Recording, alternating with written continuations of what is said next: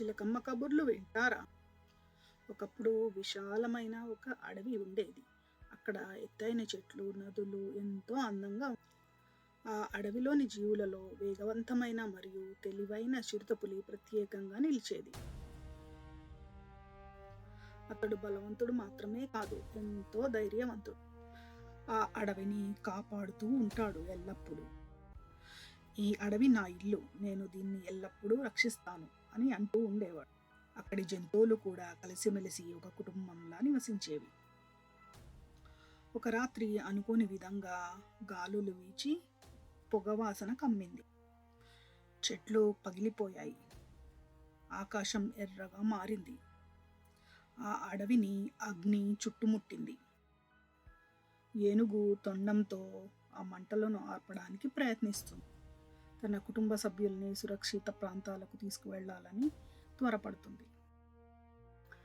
చిరుతపులికి తాను ఒంటరిగా మంటలను అదుపు చేయలేనని అర్థమైంది. త్వరగా వెళ్ళి తన స్నేహితులను సహాయం కోరింది. ఏనుగు, జింక, చిలుక, కోతి ఇలా ఎన్నో సహాయానికి వచ్చాయి. ఆలస్యం చేయకుండా ఎగసి పడుతున్న మంటలను ఆర్పేందుకు ఉరుకులు పెట్టాయి. ఏనుగు తొండంతో మంటలు ఆర్పుతుంటే చిలుకేమో ఇతర జంతువులకు సురక్షిత మార్గాన్ని చూపించింది పైన ఎగురుతూ. ఇక కోతేమో చెట్ల మీద దునుకుతూ వెళ్ళి జంతువులన్నిటినీ హెచ్చరించింది ఎటువైపు వెళ్ళాలి.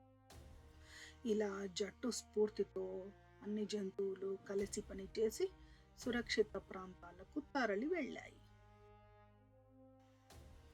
రోజుల తరబడి శ్రమించి మంటలు ఆర్పివేయడంతో అవి తగ్గుముఖం పట్టాయి. చిరుతపులికి, అతని స్నేహితులకి జంతువులన్నీ కలిసి సన్మానం చేశాయి. అగ్ని ప్రమాద సమయంలో చిరుతపులి, అతని స్నేహితులు చూపించిన ధైర్యానికి వాళ్లకు సత్కారం చేశారు.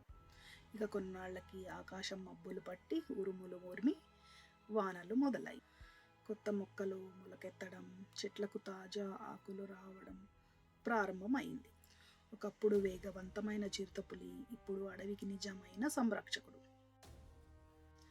ధైర్యం, వివేకం మరియు ఐక్యత ఉంటే ఎలాంటి సవాలైనా అధిగమించగలమని చిరుతపులి మరియు అతని స్నేహితులు నిరూపించారు. ఆపై ఎమరాల్డ్ అడవి గతంలో కంటే బలంగా జీవించింది.